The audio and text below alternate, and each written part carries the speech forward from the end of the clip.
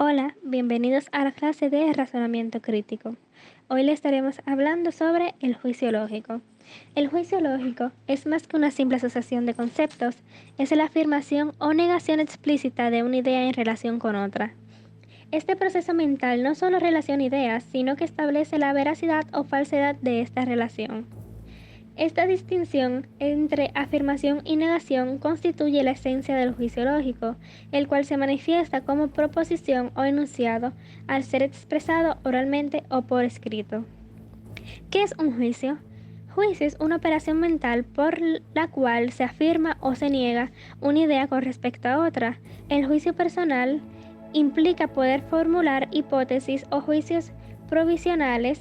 Se ha considerado el juicio como la operación más importante de la mente, ya que relaciona las ideas afirmando o negando el nexo entre ellas, propicia que posteriormente se dé el razonamiento o raciocinio.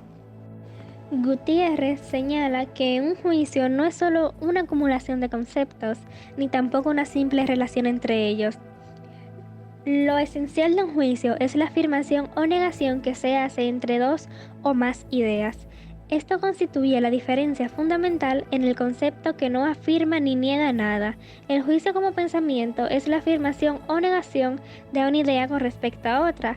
Juicio psicológico, cuando se expresa extremadamente por escrito u oralmente, se llama proposición o enunciado, es decir, juicio lógico. Por ejemplo, tenemos la noche estrellada.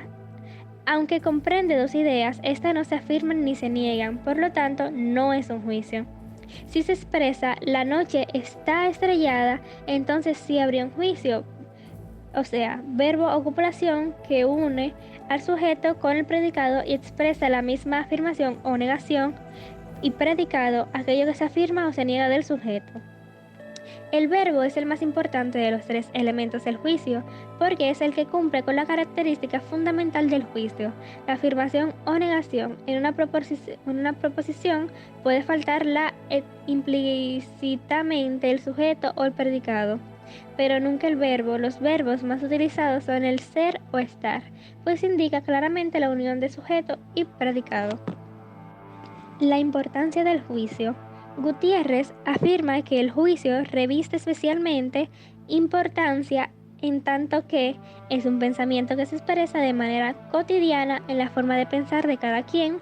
La conciencia está compuesta por principalmente juicios. Las leyes y principios científicos son juicios. Los axiomas, los postulados, teoremas son juicios. El juicio es la sede de la verdad, en tanto que es por medio de la afirmación o negación como se ha dado cuenta de la realidad. Afirmación o negación que ha de ponerse a prueba, confirmándose o refutándose.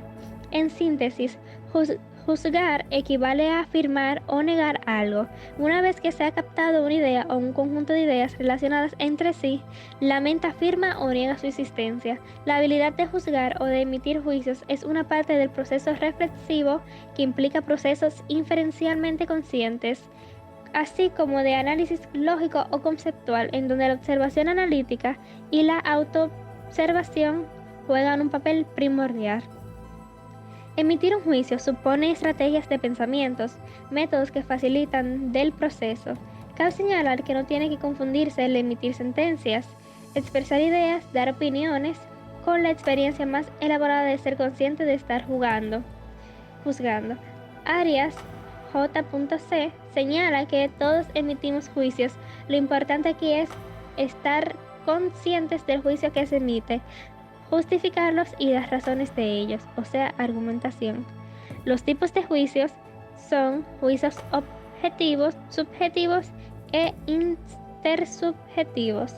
Dependiendo que quién lo dice, el juicio puede ser objetivo, subjetivo o intersubjetivo. El juicio objetivo es aquel que se refiere al objeto de conocimiento considerado en sí mismo como independencia del sujeto cognoscente, es decir, no depende de los sujetos. Un juicio emitido desde esta perspectiva expresa un conocimiento que se considera verdadero en virtud de que es coherente con algún sistema formal o es verificable mediante algún método científico. El ejemplo de juicio objetivo El maestro coordinó los ejercicios de la clase. Juan habla español y náhuatl.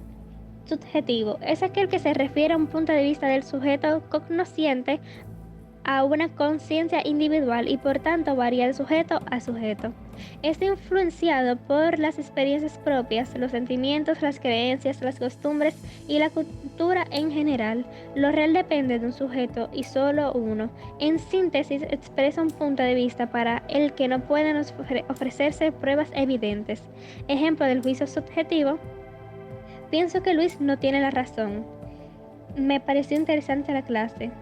Intersubjetivo es aquel que se refiere a un punto de vista compartido entre dos o más sujetos cognoscentes, por lo tanto entre dos o más